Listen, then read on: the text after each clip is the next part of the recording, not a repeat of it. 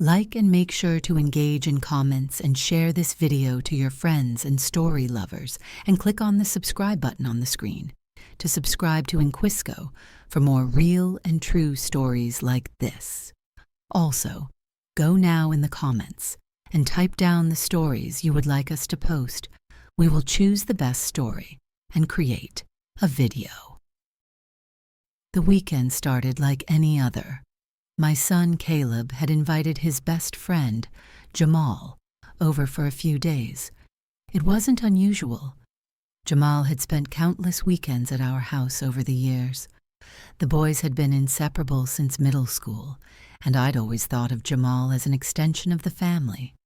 I was in the kitchen when they arrived, chopping vegetables for dinner. I heard their laughter before the door even opened, Caleb's deep chuckle mixing with Jamal's lighter, easy laugh. "Hey, Mom," Caleb called out, dropping his duffel bag by the door. "Hi, Mrs. Dawson," Jamal said, his voice warm and familiar. "Hi, boys," I said, looking up with a smile. "Dinner will be ready in about an hour. Go put your stuff away." Jamal gave me a polite nod before following Caleb up the stairs. As they disappeared, I found myself thinking about how much Jamal had changed over the years. He was no longer the skinny kid who used to raid our fridge and play video games until dawn. He was taller now, with broad shoulders and a confident way of carrying himself. Shaking off the thought, I returned to my chopping, focusing on the task at hand. By the time the boys came back down, I had dinner on the table. We ate together, laughing and talking about everything from Caleb's latest soccer game to Jamal's plans for college. After dinner, the boys retreated to the basement, where Caleb's gaming setup was. I cleaned up the kitchen, enjoying the faint sound of their banter drifting up the stairs. It was comforting, the normalcy of it all. The next morning, Caleb left early for soccer practice, leaving Jamal alone in the house. He came downstairs as I was making coffee, his hair slightly messy and his eyes still heavy with sleep. "Morning," he said, rubbing the back of his neck. "Good morning," I replied, handing him a mug. "Thanks," he said, taking a sip and leaning against the counter. We chatted for a while, the conversation easy and unforced. He told me about his classes, his plans to study engineering, and the part-time job he'd taken at a local hardware store. I listened, genuinely interested, and surprised by how mature he sounded. As the day went on, I found myself noticing little things, how his smile lit up his face, how polite he was, how he carried himself with a quiet confidence. It was innocent, I told myself, just observations, but there was a warmth to his presence that I couldn't ignore. When Caleb returned home that afternoon, the spell was broken, and everything went back to normal. We spent the evening playing board games and watching movies, the house filled with laughter and the smell of popcorn. But later that night, as I lay in bed, I couldn't stop thinking about the way Jamal had looked at me when he thought I wasn't paying attention. It was subtle, a flicker of something in his eyes that I couldn't quite name. I shook my head, chastising myself for reading too much into it. He was just a kid, a friend of my son's, nothing more. But as I drifted off to sleep, the memory of his gaze lingered, a quiet, persistent whisper at the back of my mind. The following day started off like any other lazy Saturday. Caleb had another early soccer practice, leaving Jamal and me alone in the house again. I had planned to spend the morning tidying up, but when I came downstairs, I found Jamal already busy in the living room, vacuuming and straightening up. "Morning," I said, a little surprised. "Morning, Mrs. Dawson," he replied, pausing to switch off the vacuum. "I thought I'd help out a bit. Caleb told me you've been juggling a lot lately with work and everything." I smiled, touched by the gesture. "That's sweet of you, Jamal." "Thank you." He shrugged, his usual easygoing smile lighting up his face. "It's the least I could do. You've always been so kind to me." I busied myself with laundry while he continued cleaning, but I couldn't help noticing how thorough he was, dusting the shelves, fluffing the pillows, even wiping down the coffee table. By the time he was done, the living room looked better than it had in weeks. "You didn't have to do all that," I said as he joined me in the kitchen. "I wanted to," he replied, leaning against the counter. "You deserve a break." There was something in the way he said it, gentle, almost reverent, that made my heart skip a beat. I quickly turned away, focusing on folding a towel to distract myself. "Do you want some breakfast?" I asked, keeping my tone light. "Sure," he said, pulling up a stool at the counter.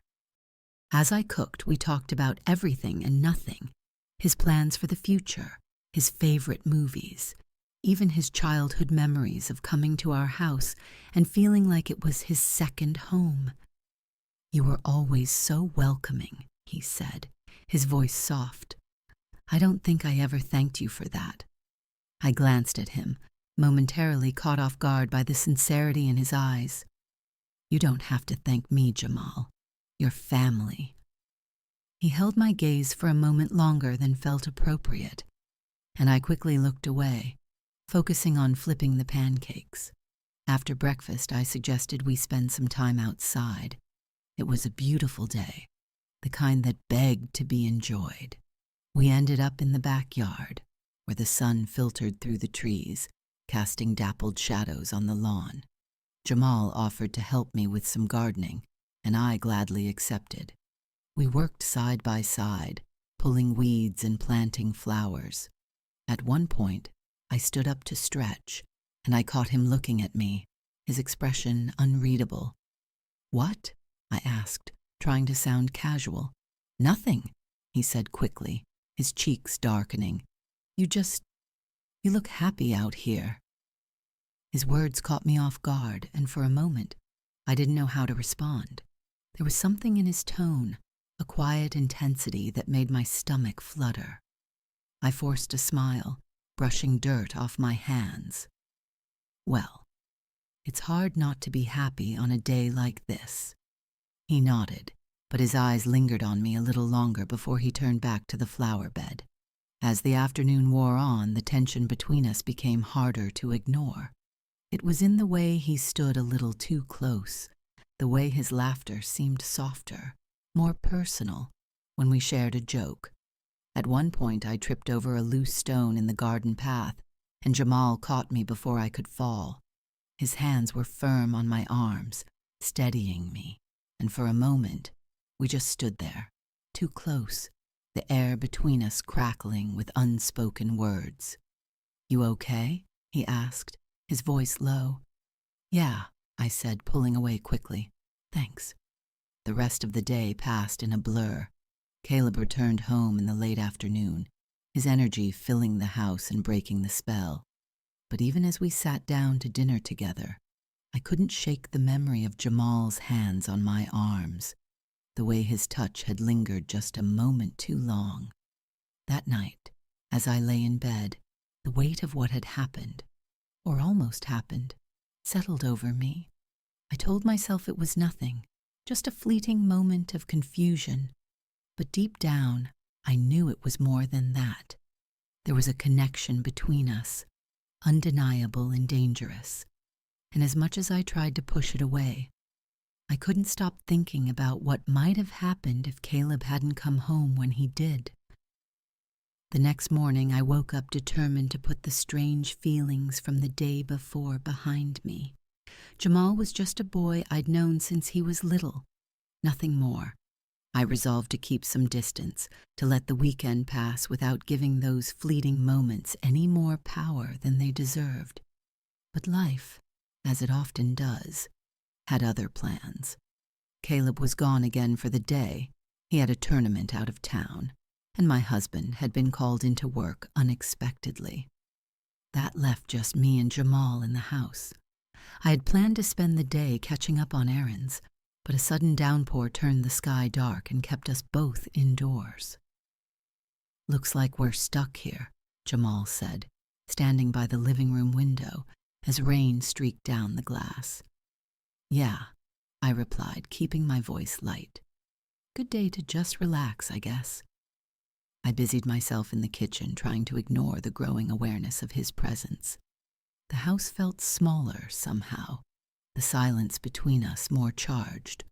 By early afternoon, the rain had eased into a gentle drizzle, and I decided to clean out the attic, a project I'd been putting off for months. Jamal offered to help, and though I hesitated, I eventually agreed. The attic was cramped and musty, filled with boxes of old memories, photos, knickknacks, forgotten treasures from another life. We worked quietly at first, sorting through the clutter. "Is this you?" Jamal asked, holding up a faded photograph of me from college. I glanced at it and laughed. "Yeah, that was a long time ago." "You look beautiful," he said, his voice soft. I looked up, startled by the sincerity in his tone. His gaze was steady, almost reverent, and for a moment, I couldn't look away. "Thank you," I said, my voice barely above a whisper. We continued working, but the air between us had shifted. Every brush of his arm against mine, every shared glance felt electric. At one point, we both reached for the same box, and our hands collided.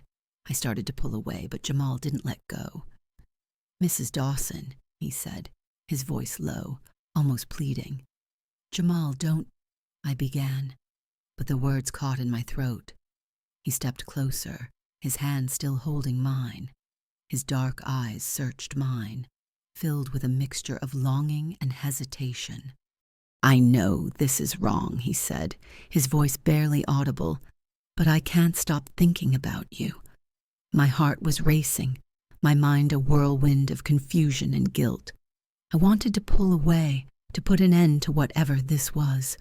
But his words, his gaze, they held me captive. "Jamal, we can't," I said, my voice trembling. "This isn't right." "I know," he said, his hand dropping to his side. "I'm sorry. I needed you to know." The moment hung between us, heavy and unspoken. And then, as if some invisible line had been crossed, he took a step back. "I should go," he said, his voice tight. I nodded, unable to speak. He turned and left the attic, leaving me standing there, my hands shaking and my heart pounding. When I finally went downstairs, the house was quiet. Jamal was gone, and with him the tension that had been building all weekend. That night, as I lay in bed, the weight of what had almost happened settled over me. I knew I had to draw a line to make sure nothing like this ever happened again. But even as I resolved to move forward, I couldn't shake the memory of his words, the way he'd looked at me, as if I were the only person in the world. And for the first time in years, I felt truly seen. Click on the subscribe button on the screen to subscribe to Inquisco for more real and true stories like this.